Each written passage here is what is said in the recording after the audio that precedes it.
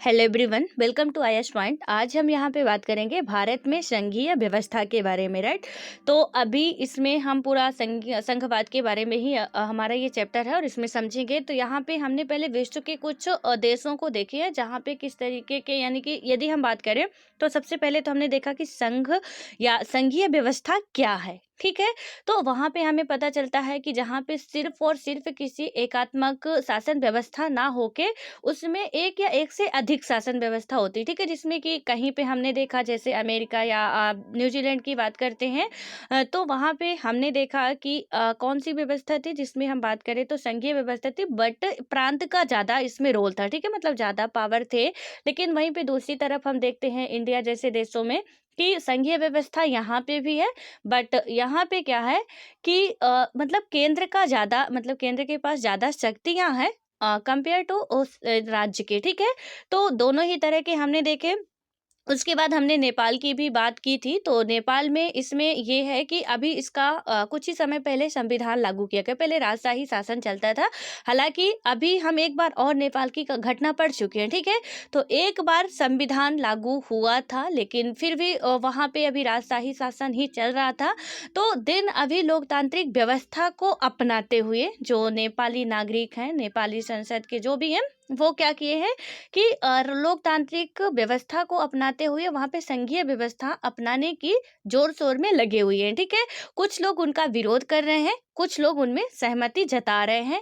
अब उसके बाद अभी आप लोग जैसे ही न्यूज से अपडेट रहिएगा, आपको सारी चीज़ें क्लियर हो जाएंगी कि किस तरीके से है।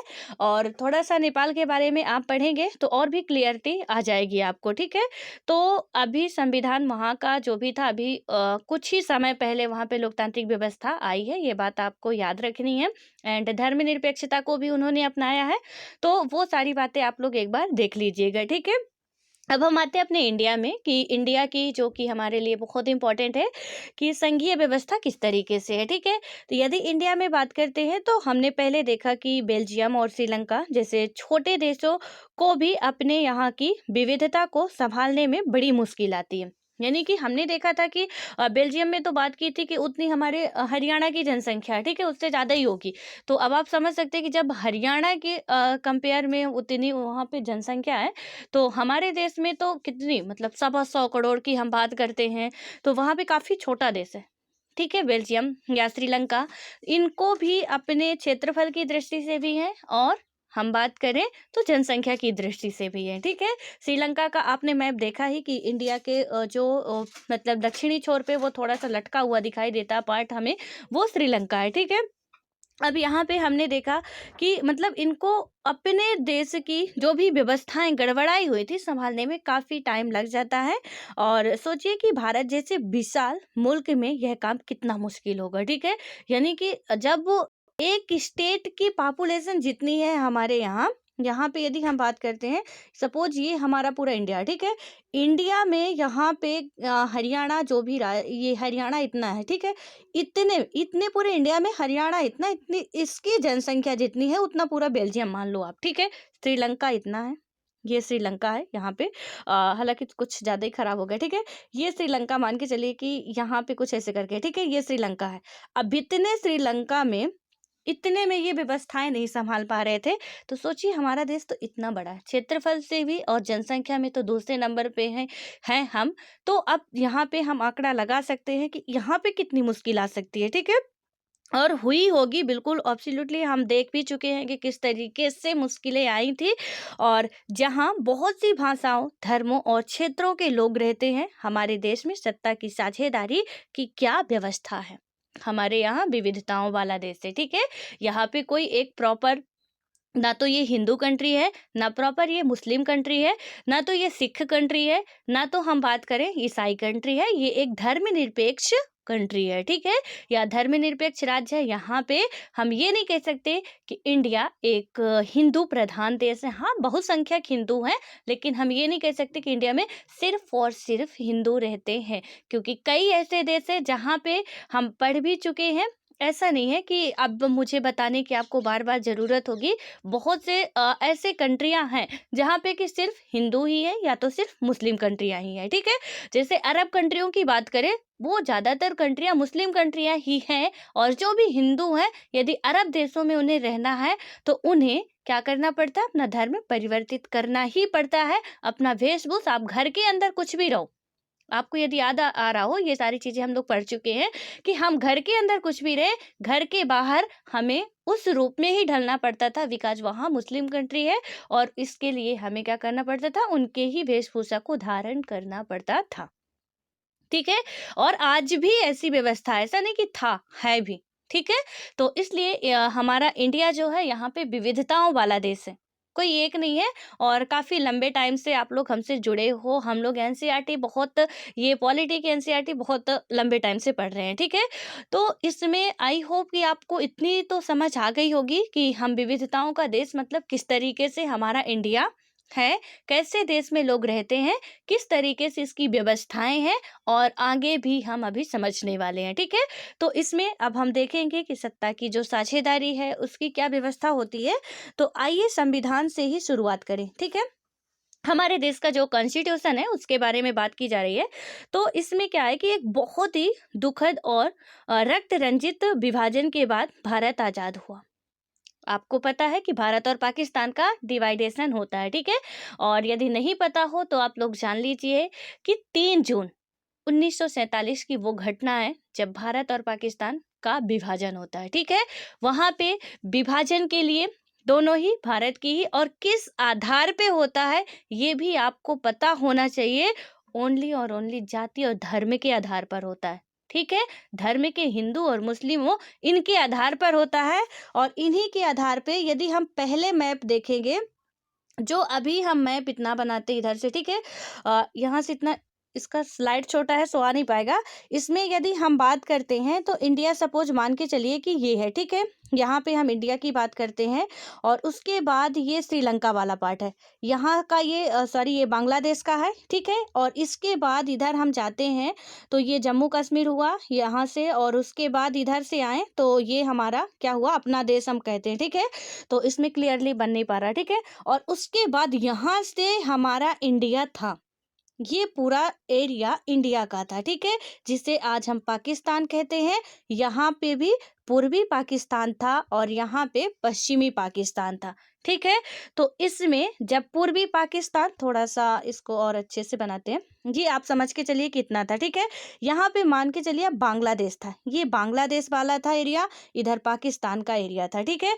अब इतना पूरा एरिया जो था ये हमारा पाक हो गया, यानी पाकिस्तान। आपको पाक का मतलब यदि पता ना हो, पाक का मतलब पवित्र होता है, पवित्र धरती थी, ठीक है?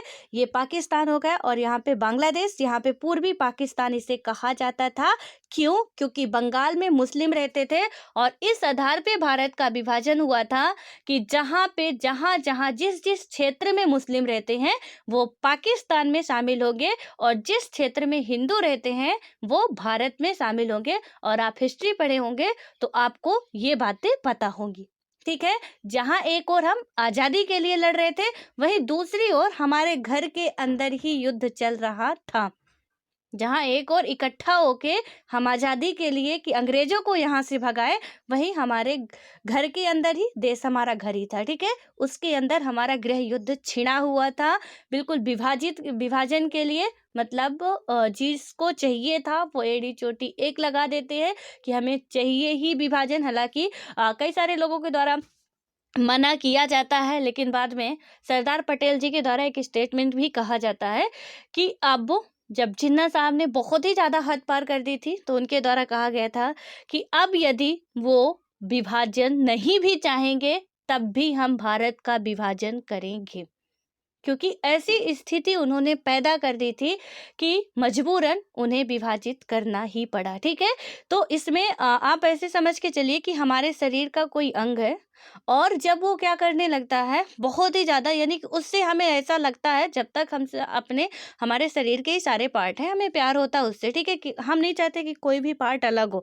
लेकिन जब वो पार्ट हमें ऐसा लगता है कि हमारी पूरी बॉडी को नुकसान करने वाला है, यदि हाथ की एक अंगुली में कैंसर है और उससे लग रहा है कि पूरा हाथ कटने वाला है, हमें अंगुली काट देनी चाहिए। और इसी में हमारी क्या है, बुद्धिमत्ता है, ठीक है, कि यदि हम अपनी अंगुली कटवा देंगे, हमारा पूरा हाथ बच सकता है, अदरवाइज हमारा हाथ और हाथ के साथ हमारा पूरा शरीर नष्ट हो सकता है, ठीक है। इसलिए सरदार पटेल जी ने ये कहा कि अब तो विभाजित हम करेंगे ही, क्योंकि कुछ ऐसी घटनाएं बन गई थी। और हालांकि पूरी हिस्ट्री में नहीं समझा सकती, आप लोग हिस्ट्री पढ़ेंगे तो वहां पे समझ जाएंगे। बस इतना समझिए कि भारत और पाकिस्तान का विभाजन जो हुआ था, सिर्फ और सिर्फ धर्म के आधार पर हुआ था, ठीक है, हिंदू और मुस्लिम में। और हिंदू और मुस्लिम में भीमराव अंबेडकर जी भी इधर से, जो संविधान बन रहा था उस टाइम संविधान का भी निर्माण किया जा रहा था। संविधान जब बन रहा था वो इधर बंगाल से ही चुने गए थे, ठीक है, क्योंकि आपको पता है कि 389 मेंबर थे उसमें संविधान सभा में, वो इधर से ही चुने गए थे, बंगाल प्रांत से ही, ठीक है। जब बंगाल पाकिस्तान में मिला, उनकी सदस्यता चली गई, ठीक है। फिर इधर के कुछ एक राज्य था, वहां से मतलब प्रांत था, फिर वहां से कोई चुने हुए विधायक थे जिनको हटा के उनको रखा गया था, क्योंकि उनकी सदस्यता, वो तो पाकिस्तान में चले गए, जो पाकिस्तान में चले गए तो उनकी सदस्यता फिर खत्म हो जाती है। और हमने देखा भी था कि 389 से 299 या कुछ ऐसे ही मेंबर थे जो कि उसमें सिग्नेचर वगैरह करते हैं, यदि कि कुछ पाकिस्तान में चले जाते हैं, ठीक है। तो मेन कारण क्या था यहाँ पे, धर्म का विभाजन का। हालांकि फिर पाकिस्तान भारत से अलग हुआ, भारत और पाकिस्तान से फिर अलग हुआ बांग्लादेश, ठीक है। यानी कि ये पूरा पाकिस्तान ही था, इधर का और इधर का, ये पाकिस्तान में ही आता था जहां जहां मुस्लिम रहते थे। लेकिन और उसके बाद भी यहाँ पे ये तो हुआ रक्त रंजित, इस पे लिखा हुआ है कि विभाजन के बाद भी जो हिंदू पाकिस्तान में थे उनकी इतनी गंदी दुर्दशा की गई। और ऐसे नहीं कि इंडिया वाले अच्छे थे, जो मुस्लिम इंडिया में थे उनकी भी बहुत ही दर्दनाक स्थिति हो चुकी थी। कुछ इधर आ रहे थे, कुछ उधर जा रहे थे, मतलब उनका रहना खाना, बच्चे, परिवार, सब कुछ उनका कहीं ना कहीं दो हिस्सों में बटा। और दो हिस्सों में बंटने के बाद उनकी ज़िंदगी कुछ की तो रास्ते पे चलते-चलते ख़त्म हो गई, कुछ आधी मतलब घर तक भी नहीं पहुँच पाए, वहाँ भी ख़त्म हो गई, ठीक है?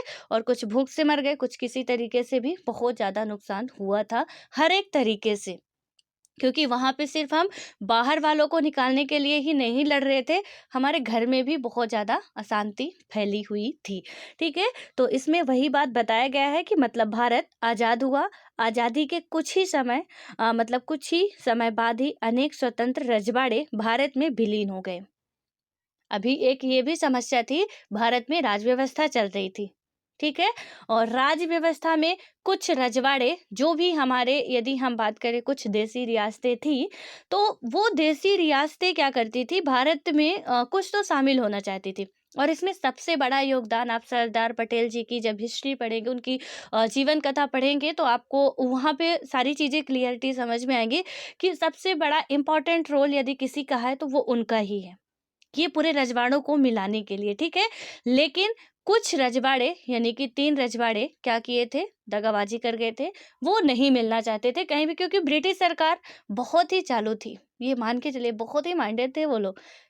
जाए गए तो गए, लेकिन यहाँ पे आप स्पेक्ट्रम पढ़ोगे तो उसमें काफ़ी अच्छी-अच्छी बातें लिखी हुई हैं, ठीक है। कि वो गए तो ठीक है चले गए, लेकिन लड़ने के लिए यहाँ पे फिर से छोड़ के चले गए हमें। यानी कि उन्होंने क्या कह दिया था कि यदि जो भी देसी रियासतें हैं, 552 थी या 92 थी शायद, ठीक है।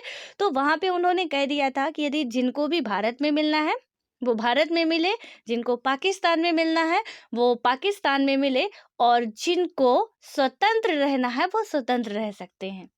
अब ये बात यहाँ पे कंपल्सरी होता है कि आपको मिलना ही है, चलो ठीक है किसी में मिल जाते।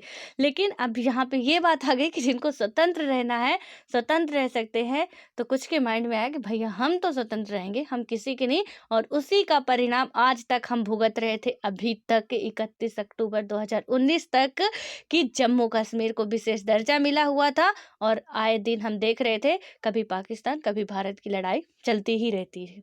हालाँकि ऐसा नहीं है, अभी भी खत्म हो गई है, लेकिन हाँ, अब आर्टिकल 370 खत्म कर दिया गया, क्योंकि वहाँ के राजा हरि सिंह ने बोल दिया था कि नहीं नहीं, हम तो शामिल नहीं होंगे।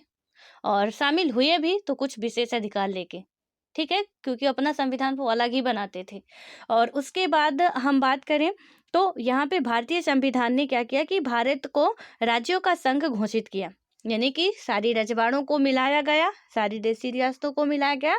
और उसके बाद हमने क्या किया कि भारतीय संविधान ने भारत को राज्यों का संघ घोषित किया गया, आर्टिकल 1 भाग 1।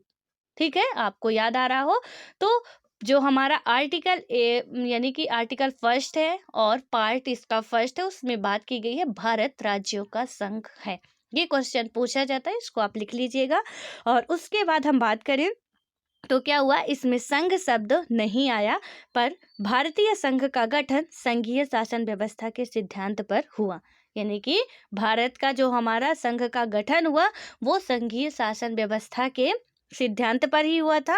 और आइए हमने ऊपर संघीय व्यवस्था की जिन 7 विशेषताओं पर जिक्र किया था उन्हें फिर से देखें। अभी जो हम वहाँ पे इसके जस्ट पहले ही कल पढ़े थे 7 व्यवस्थाएं जो थी, तो उनको आप याद कीजिए। और उसमें क्या था कि हम देखते हैं कि ये सभी बातें भारतीय संविधान के विभिन्न प्रावधानों पर लागू होती हैं। संविधान ने मौलिक रूप से 2 स्तरीय शासन व्यवस्था का प्रावधान किया था, संघ सरकार या हम जिसे केंद्र सरकार कहते हैं। थोड़ा ये हिस्ट्री समझिएगा क्लियरली, ठीक है, कि यहाँ पे संघीय व्यवस्था किस तरीके से आती है भारत में। आप रजवाड़ों को मिलाते हो, उसके बाद यहाँ पे हम कहते हैं भारत राज्यों का संघ है, और विभाजन के बाद ये सारी घटना हो रही, ठीक है। और उसके बाद क्या होता है कि इसमें हम बात करें तो भारत संविधान के विभिन्न प्रावधानों पर वो सारी बातें जो हमने संघीय व्यवस्था की फीचर्स पढ़े थे लागू होती है।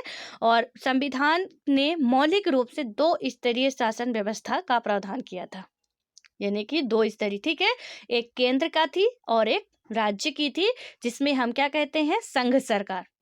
आप सुनते हो ना संघ सरकार या सेंट्रल गवर्नमेंट, वो क्या है, या हम जिसे क्या कहते हैं, केंद्र सरकार कहते हैं, तो संघ को ही केंद्र कहते हैं, ठीक है। और उसके बाद है और राज्य सरकार है। केंद्र सरकार को पूरे भारतीय संघ यानी कि जो हमारी सेंट्रल गवर्नमेंट है पूरे भारतीय संघ का प्रतिनिधित्व करना था। बाद में पंचायतों और नगर पालिकाओं के रूप में संघीय शासन का एक तीसरा भी स्तर जोड़ा गया। यानी कि अब कोई पूछे कि हमारे देश में कैसी सरकार है, तो यानी कि हम बात करें तो इसमें त्रिस्तरीय सरकार है। द्विस्तरीय थी, लेकिन अब क्या कर दिया गया है, और क्यों त्रिस्तरीय है, तो पंचायतों और नगर पालिकाओं को भी इसमें संघीय शासन का एक तीसरा हिस्सा बना लिया गया है, ठीक है। और किसी भी संघीय व्यवस्था की वजह मतलब किसी भी संघीय व्यवस्था की तरह अपने यहाँ भी तीनों स्तर की शासन व्यवस्थाओं के अपने अलग अलग अधिकार क्षेत्र है। संविधान में स्पष्ट रूप से केंद्र और राज्य सरकारों के बीच विधायी अधिकारों को 3 हिस्से में बांटा गया। ये 3 सूचियां इस प्रकार थी, ठीक है। इन तीनों ही सूचियों को आप लोगों को लिखना है। इसमें पहली है संघ सूची, इसका पूरा नहीं लिखना है, मैं बता रही हूँ, आप फ्लो चार्ट बनाओ, उसमें आपको लिखना है संघीय सूची में, यहाँ पे आपको लिखना पहली संघ सूची, दूसरी लिखना आपको राज्य सूची, और तीसरी लिखना आपको जो भी आगे नेक्स्ट होगी, ठीक है। तो इसमें संघ सूची में हमें क्या क्या लिखना है कि संघ सूची में प्रतिरक्षा, विदेशी मामले, ये बात आप लिखनी है, एग्जाम्पल हैं ये, हमें याद होनी चाहिए कि संघ सूची के अंतर्गत कौन कौन से सब्जेक्ट आते हैं। हालांकि बहुत सारे सब्जेक्ट हैं, लेकिन जो मेन इंपॉर्टेंट सब्जेक्ट हैं उनके बारे में, और ये सारी चीज़ें मतलब समवर्ती सूची, संघ सूची, जो भी हैं वो हम जो एक और भी चैनल है दिव्य एजुकेशन, उसमें हम बता चुके हैं अच्छे तरीके से, तो वहाँ से आप लोग उसके आर्टिकल वगैरह नोट कर लीजिएगा, ठीक है, देख के। और इसमें आप थोड़ा सा इसमें लिखना है, फ्लो चार्ट में ही लिखना है, संघ सूची के नीचे ही आपको लिखना है कि कौन कौन से इसमें सब्जेक्ट आते हैं। प्रतिरक्षा, विदेशी मामले, बैंकिंग, संचार और मुद्रा जैसे राष्ट्रीय महत्व के विषय हैं, ठीक है। यानी कि प्रतिरक्षा का हो गया, जो भी विदेशी मामले होंगे वो संघ देखेगा, जो बैंकिंग होगा, बैंकिंग सेक्टर का कोई भी काम होता है संघ की जिम्मेदारी है, संचार और मुद्रा जैसे जो राष्ट्रीय महत्व के विषय हैं वो संघ पर आते हैं, ठीक है। पूरे देश के लिए इन मामलों को बस आपको वो संघ सूची लिखना, देन उसके नीचे 2-3 यही जो लिखे हुए एग्जाम्पल लिखना, आगे का नहीं लिखना है। उसके बाद क्या है कि पूरे देश के लिए इन मामलों में एक तरह की नीतियों की ज़रूरत है, इसी कारण इन विषयों को संघ सूची में डाला गया है और संघ सूची में वर्णित विषयों के बारे में कानून बनाने का अधिकार सिर्फ केंद्र को है। यानी कि संघ सूची में जितने भी विषय हैं वहाँ पे कानून बनाने का अधिकार किसी को है तो वो है सिर्फ केंद्र को, ना तो राज्य का हस्तक्षेप है ना किसी और का हस्तक्षेप है। ठीक है, उसके बाद राज्य सूची। आप फ्लो चार्ट पे ही लिखिएगा, राज्य सूची के नीचे ही एग्जाम्पल करके लिखिए आप, जैसे आपने ये बनाया होगा। यहाँ पे आपने संघ सूची लिखी, यहाँ पे आप राज्य सूची लिखो। ठीक है, इसके नीचे एग्जाम्पल करके आप ऐसे लिख लो। ठीक है, कि कौन कौन से सब्जेक्ट आते हैं, या विषय डाल दो। इसमें आता है पुलिस, व्यापार, वाणिज्य, कृषि और सिंचाई जैसे प्रांतीय और स्थानीय महत्व के विषय आते हैं। ठीक है, तो ये क्योंकि ये क्वेश्चन में हमारे पूछे जाते हैं और बहुत घुमा फिरा के पूछे जाते हैं। जैसे अभी किसान बिल आया, ये सारा मुद्दा चल रहा है, पूछा जा सकता है कि जो कृषि है वो राज्य का विषय है या कि संघ का विषय है। आपको पता होना चाहिए कि कृषि राज्य का विषय है, यहाँ पे राज्य को कानून बनाने का अधिकार है, इसमें सेंटर का हस्तक्षेप नहीं हो सकता। ठीक है, तो इसमें क्या क्या है, पुलिस है, जो पुलिस है वो किसके अंतर्गत आता है, स्टेट की जिम्मेदारी है।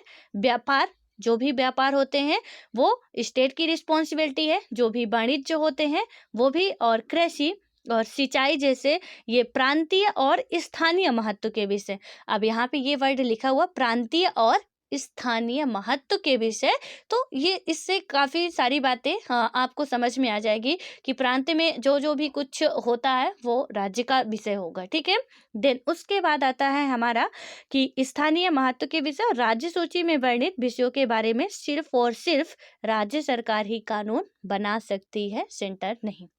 ठीक है, तो यहाँ पे कौन कानून बना सकता है, राज्य सरकार बना सकती है। और उसमें जो भी कुछ विदेशी मामले मतलब जो राष्ट्र के लिए, पूरे राष्ट्र के लिए, यहाँ से ऐसा मान के चलिए कि पूरे राष्ट्र के लिए, जैसे प्रतिरक्षा हो गया, विदेशी मामले के संबंध हो गए, बैंकिंग सेक्टर हमारे पूरे राष्ट्र के लिए होता है, एक के लिए नहीं होता। ठीक है, यहाँ पे हर एक का मतलब हम बात करें जम्मू कश्मीर से कन्याकुमारी तक, इधर लेके गुजरात से लेके अरुणाचल प्रदेश तक सारी व्यवस्थाएं जो है एक जैसी, बैंकिंग चाहे बैंकिंग सेक्टर हो, SBI हमारे यहाँ भी है तो आपके यहाँ भी होगा। ठीक है, तो ऐसे कुछ जो भी हमारे बैंक वगैरह हैं तो ये हमारे सेंटर के सब्जेक्ट होंगे, विषय होंगे। लेकिन जो प्रांतीय होंगे, आपके इलाके कुछ और होंगे, हमारे कुछ और होंगे, तो यहाँ पे स्टेट का है। ठीक है, थोड़ा इस तरीके से अपना याद करने के लिए कॉन्सेप्ट रखिएगा ताकि हमें याद रहे। और उसके बाद आती है संवर्ती सूची। ये अनुसूची 8 में दिया गया। अब हमारे संविधान में 12 अनुसूचियां अब हो गई हैं, पहले 8 थी। ठीक है, तो 12 अनुसूचियों में 7वीं अनुसूची में ये सारी बातें दी गई हैं। 3 जो सूचियां हैं 7वीं अनुसूची में वर्णित है, तो आप लिख लीजिएगा वहीं पे ही कहीं नोट करके।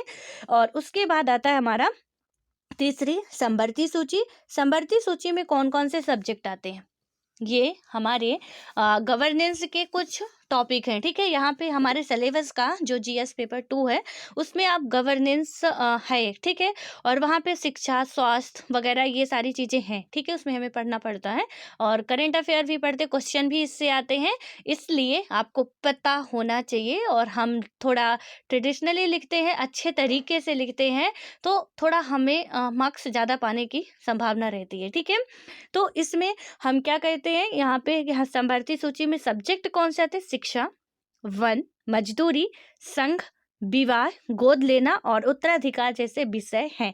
अब जो वन का विषय है वो किस में आता है, कई बार ये क्वेश्चन पूछा गया है। वन का विषय हमारे संवर्ती सूची में आता है। मजदूरी या मजदूर या संघ, ठीक है, जो मजदूर संघ होते हैं वो संवर्ती सूची में रखे जाते हैं। विवाह, विवाह के ये संवर्ती सूची में रखे जाते हैं। गोद लेना, गोद लेना ये भी क्या है, संवर्ती सूची का विषय है। उत्तराधिकार जैसे जो विषय हैं वो हमारे संवर्ती सूची के विषय हैं। अब संवर्ती सूची का मतलब क्या है, थोड़ा इसमें देखिए, जो केंद्र के साथ राज्य सरकारों की साझा दिलचस्पी में आते हैं। और उसके बाद हम बात करें, इन विषयों पर कानून बनाने का अधिकार राज्य सरकारों और केंद्र सरकार दोनों को ही है। लेकिन जब दोनों के कानूनों में टकराव हो जाता है या हो तो केंद्र द्वारा बनाया गया कानून ही मान्य होता है। ये हम आपको पहले ही बता चुके थे। ठीक है, तो इसमें आपको क्या लिखना है, वही फ्लो चार्ट में जो आप बनाए थे सेंटर का, स्टेट का और समवर्ती सूची का, ठीक है। तो यहाँ पे आपने जो भी था हमारा संघ सूची, इसको लिखे आप यहाँ पे। उसके बाद उसके जो भी विषय थे, देन आपको लिखना है कि इसमें कानून बनाने का अधिकार किसको है, आपके सिर्फ केंद्र को है, ठीक है। चाहे आप केंद्र बस लिख लें चलेगा, आप समझ लेंगे कि क्या है। उसके बाद राज्य को है इसमें कानून बनाने का अधिकार, और इसमें आप लिख लेंगे स्टेट प्लस सेंटर, ठीक है। लेकिन ज्यादा प्रभुत्वशाली या कानून किसका मान्य होगा विवादास्पद स्थिति जब आती है, तो सेंटर का। ये बात आप लिख लीजिएगा कि जब भी समवर्ती सूची में राज्य और स्टेट या सेंटर के बीच विवाद की स्थिति उत्पन्न होती है, उस टाइम पे हमारे केंद्र सरकार का कानून मान्य होगा समवर्ती सूची के विषय में। समवर्ती सूची में विषय 1 आता है, यानी कि हम पर्यावरण की बात करें या शिक्षा की बात करते हैं तो ये आता है हमारा। और उसके बाद जो भी गोद वगैरह लेते हैं, विवाह होता है और मजदूर होते हैं, मजदूर संघ होता है, जो भी वो सारी चीज़ें किस में आते हैं, समवर्ती सूची में, ठीक है। अब उसके बाद हम बात करें आगे की, और आई होप कि आपसे ये आप लिख लिए होंगे, और लिख बस नहीं लिए होंगे, आपको ये रटा होना चाहिए, ठीक है। और आज का ये होमवर्क भी है, आप लिखेंगे भी, रटेंगे भी, और कल मुझे सुनाएंगे भी आप, ठीक है। अपने सामने ही आप शीशे पे देख के सुनाइएगा, सोचिएगा कि हम मैम को सुना रहे हैं सारी चीज़ें, ठीक है। और उसके बाद हम बात करते हैं, यहाँ एक सवाल यह उठता है कि जो विषय इनमें से किसी सूची में नहीं आते उनका क्या होता है। अभी कुछ विषय, इनमें से बहुत सारे विषय हैं, तो हालांकि हम तो 2-3 एग्जाम्पल लिखे तो इतने नहीं है, ठीक है। 90-60 इतने विषय रखे गए हैं, लेकिन इसमें बात की गई है कि जो भी विषय यहाँ पे हैं तो कुछ नहीं आते, वो कहाँ जाते हैं फिर। 3 सूचियाँ तो हमने बांट दी, लेकिन अब नहीं आ रहे, कहाँ जा रहे हैं, तो उसके बारे में देखें।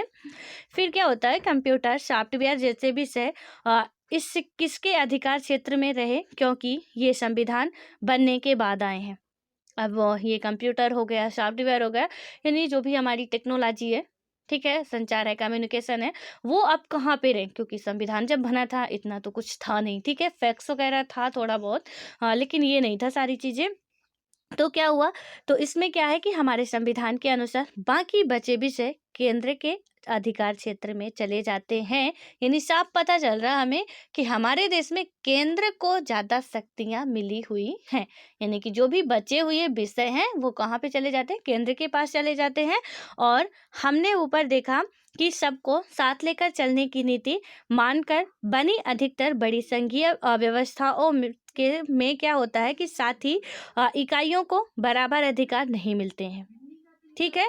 यानी कि उनको क्या होता है कि बराबर अधिकार नहीं मिलते, और भारतीय संघ के सारे राज्यों को भी बराबर अधिकार नहीं है। कुछ राज्यों को विशेष दर्जा प्राप्त है। भारत में जम्मू कश्मीर एकमात्र ऐसा राज्य है जिसका अपना संविधान था। यहाँ पे है लिखा है, लेकिन हम अपडेटेड हैं, हम कहेंगे कि संविधान था, ठीक है। थोड़ा जम्मू कश्मीर की हिस्ट्री चेंज हुई है, इसलिए आप है नहीं कह सकते, उसका अपना संविधान अलग से था। लेकिन 31 अक्टूबर 2019 के बाद ये नहीं रह गया। मैं 31 अक्टूबर की डेट क्यों आपको बता रही हूँ, कई बार बता चुकी हूँ, ये पहली बार नहीं है, क्योंकि उस दिन से उसका विशेष दर्जा समाप्त कर दिया गया था, इसलिए, ठीक है। तो 31 अक्टूबर के पहले तक था वो संविधान अलग था, अब कुछ भी नहीं, जैसे अदर स्टेट है वैसे ही जम्मू कश्मीर है, ठीक है। इस राज्य में विधानसभा की अनुमति के बगैर भारतीय संविधान के कई प्रावधानों को, मतलब कि कुछ ऐसे प्रावधान थे जिन्हें लागू नहीं किया जाता। इस राज्य में स्थायी निवासियों के अतिरिक्त कोई भी भारतीय नागरिक यहाँ जमीन, पहले था, ऐसे सारी बातें ये समझिएगा कि पहले था, ठीक है, क्योंकि अब नहीं है। तो यहाँ पे हम पढ़ेंगे इसको, लेकिन ये सारी चीज़ें पहले थी, ये मत मान के चलिएगा कि अभी की बात कर रहे हैं। यहाँ पे क्या था, आप ज़मीन नहीं खरीद सकते थे, मकान नहीं बना सकता था कोई भी। आप, हम एमपी के हैं, हम जम्मू कश्मीर में जाके कुछ भी नहीं कर सकते थे, ठीक है, हमें कोई अधिकार नहीं था। और असल में भारत के कई अन्य प्रदेशों के लिए भी कुछ ऐसे ही विशेष प्रावधान किए गए थे, ठीक है। तो कई अन्य प्रदेशों के लिए भी इसमें क्या किए गए थे, कुछ हैं जम्मू कश्मीर के अलावा, लेकिन कुछ वो अपना संविधान अलग नहीं बनाए थे, लेकिन जम्मू कश्मीर का अलग संविधान भी था। और उसके बाद है भारतीय संघ की कई इकाइयों को बहुत ही कम अधिकार हैं, ये वैसे छोटे हैं, ठीक है। अब यहाँ पे भेदभाव की स्थिति इसमें क्यों बात की गई कि कुछ को आप विशेष अधिकार देते हो, कुछ को नहीं देते हो, इसका भी सोल्यूशन है या इसका भी आंसर है, कह सकते हैं कि जो बहुत ज़्यादा पिछड़े हुए हैं पूर्वोत्तर के राज्य जो हैं, यहाँ के जो स्टेट है जिसे हम सेवन सिस्टर कहते हैं, ठीक है, ये वाले जो स्टेट है इधर वाले, जैसे हमारा सिक्किम हो गया, अरुणाचल प्रदेश हो गया, मिजोरम, नागालैंड, मणिपुर, ये वाले जो स्टेट हैं काफ़ी पिछड़े हुए थे, जनजातियाँ रहते थे यहाँ पे, ठीक है।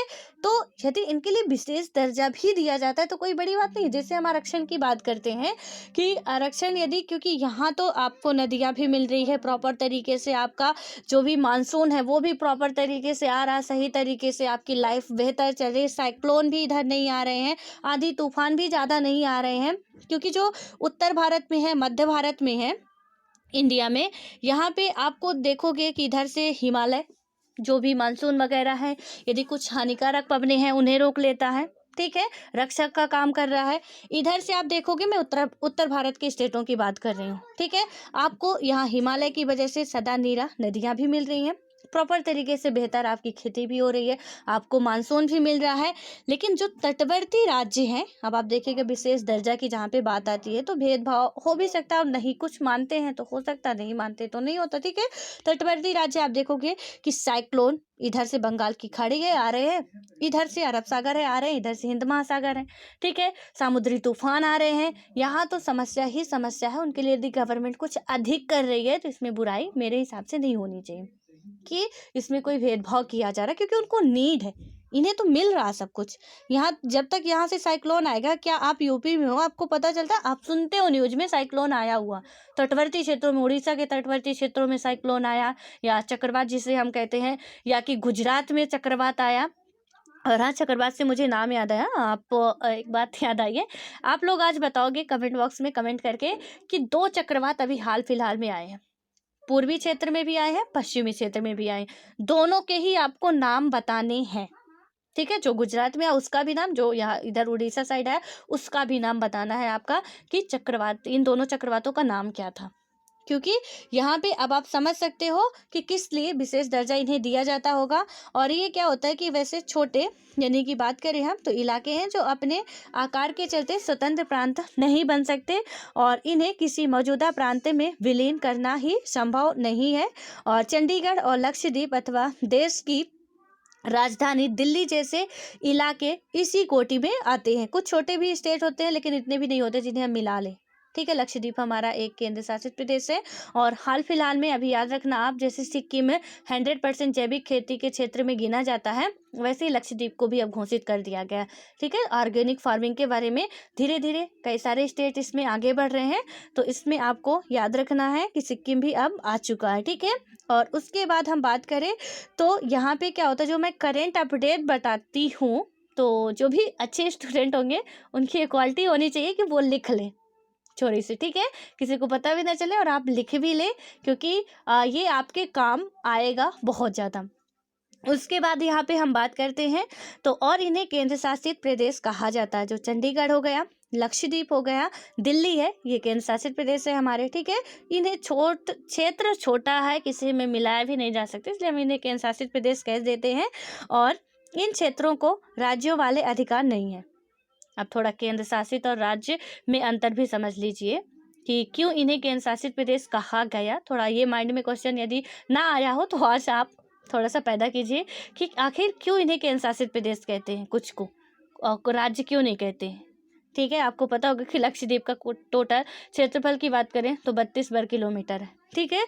तो अब इसमें क्या हुआ कि इन्हें हम केंद्र कह देते हैं। केंद्र क्यों कहते हैं केंद्र शासित प्रदेश, ना तो ये इतने भी छोटे हैं ना इतने ही बड़े, किसी में मिला लिया जाए इसलिए अलग ही रहे, बट केंद्र शासित प्रदेश के रूप में, और इसमें राज्य जैसे इनको पावर नहीं मिली हुई होती है, ये बात आप ध्यान रखिएगा।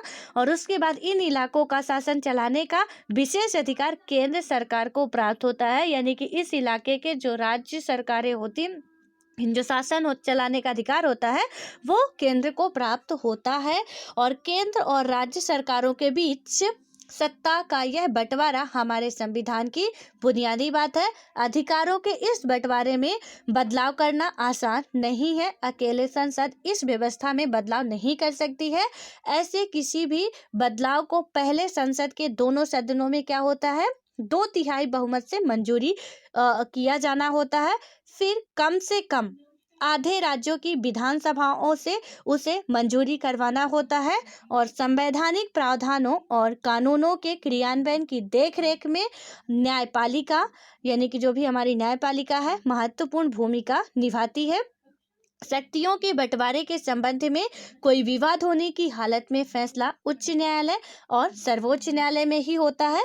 उच्च न्यायालय यानी हाई कोर्ट और सुप्रीम कोर्ट में होता है। और सरकार चलाने और अपनी जिम्मेवारियों का निर्वाह करने के लिए जरूरी राजस्व की उगाही के संबंध में केंद्र और राज्य सरकारों को कर लगाने और संसाधन जमा करने के अधिकार हैं। उनको अपने अपने स्टेट का अलग अलग है, ठीक है। और उसके बाद हम बात करते हैं, यहाँ पे हमारा आता है नेक्स्ट पॉइंट, शासन व्यवस्था कैसे चलती है। इसको हम कल बात करेंगे, लेकिन इसमें आपको आज हम लोगों को बहुत सारी चीज़ें सीखने को मिली है। जैसे हम बात करें तो सबसे पहले हमने भारत की व्यवस्था देखी कि किस तरीके से बंटवारा होता है, किस तरीके से उसमें संघीय व्यवस्था को अपनाया जाता है, राज्यों को इकट्ठा मिलाया जाता है। उसके बाद वहाँ पे कैसी कैसी उनकी व्यवस्थाएं होती है, कितने सूचियों में बटा हुआ है, हमने ये भी देखा। त्रिस्तरीय सरकार है, केंद्र सूची, राज्य सूची, समवर्ती सूची, ठीक है। पहले जो था स्थानीय निकाय था, उसे हम कह सकते हैं कि त्रिस्तरीय सरकार। समवर्ती सूची यहाँ सरकार में नहीं आएगा, ठीक है। फिर सूचियाँ कितनी है, जो हमारे अनुसूची 7 में बात की गई है 3 सूचियों की। उनमें से है संघ सूची, राज्य सूची, समवर्ती सूची। संघ सूची के विषय, राज्य सूची के विषय, समवर्ती सूची के विषय। और हाँ, एक काम आप लोग और कर लीजिएगा कि संघ सूची में वर्तमान में कितने विषय हैं। ये तो हम कुछ विषय लिखे हैं, संख्या में कितने विषय हैं, जितने भी हैं 9700, या कि समवर्ती सूची में जितने भी हैं पहले कितने थे 60 या 57 जो भी हैं, और समवर्ती सूची में कितने विषय हैं, ये बात आप भी नोट कर लीजिएगा। उसके बाद हम बात करें तो हमने देखा केंद्र और राज्य, ठीक है, केंद्र शासित प्रदेश और राज्य। तो केंद्र शासित प्रदेश में उनका अपना पावर होता है, जो राज्य होते हैं, लेकिन केंद्र शासित प्रदेश जो भी होते हैं, तो हमने देखा कि इन्हें क्यों केंद्र शासित प्रदेश कहा जाता है। और उसके बाद सत्ता किसके हाथ में होती है, अधिकार किसके हाथ में होता है, तो सेंटर के हाथ में होता है, ठीक है।